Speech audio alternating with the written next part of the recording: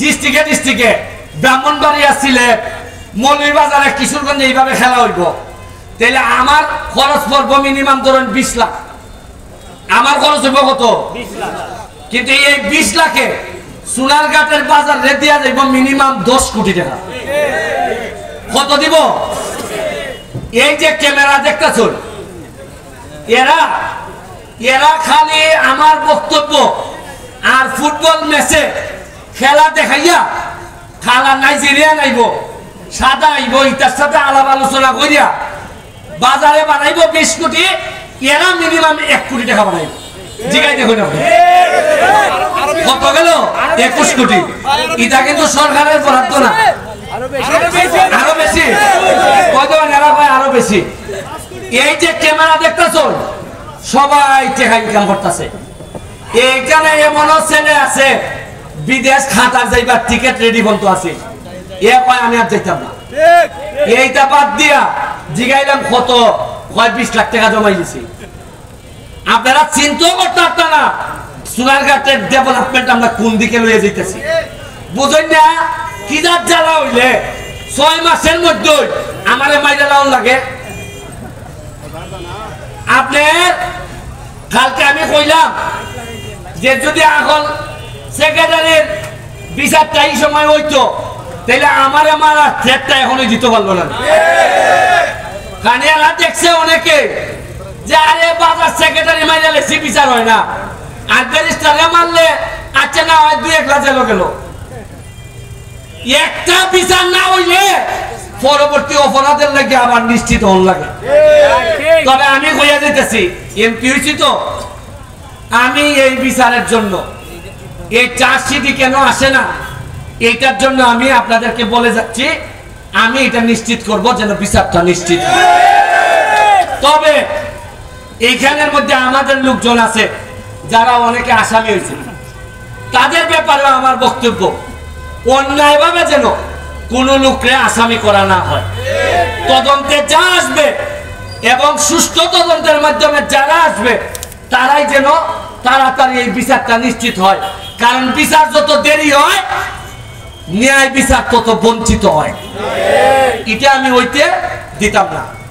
আরেকটা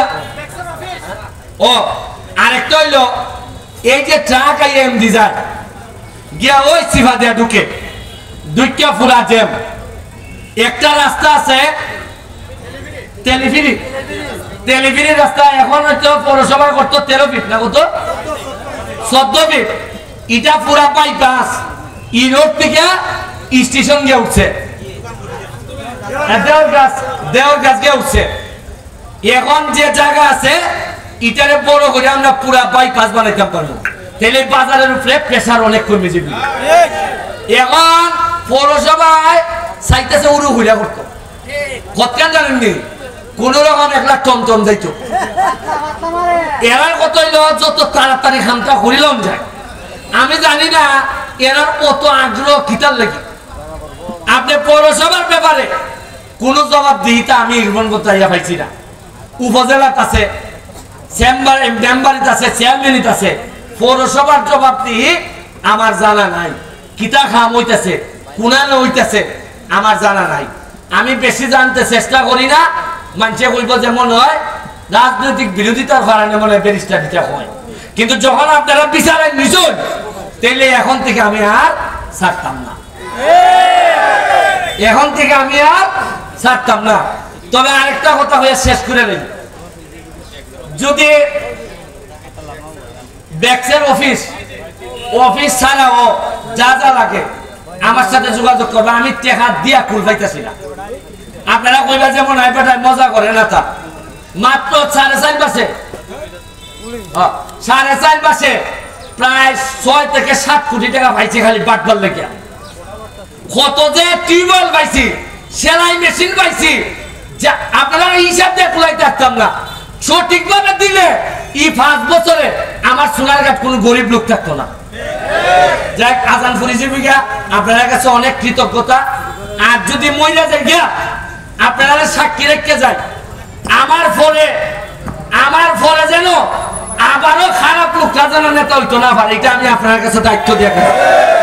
যদি মহিলা যায় গিয়া কতদিন বাঁচবো মইরা গেলে গিয়া আমার খারাপ লোক যেন আইতো না পারে ক্ষমতায়, এটা আমি নিশ্চিত করে দিয়ে গেলাম আপনার কাছে, দিয়ে গেলাম। আর ওই লোকে আমরা যারা নেতৃবৃন্দ, আপনার একটু দাঁড়ান, বাচ্চা সব দাঁড়ান, মামা আপনার দাঁড়ান।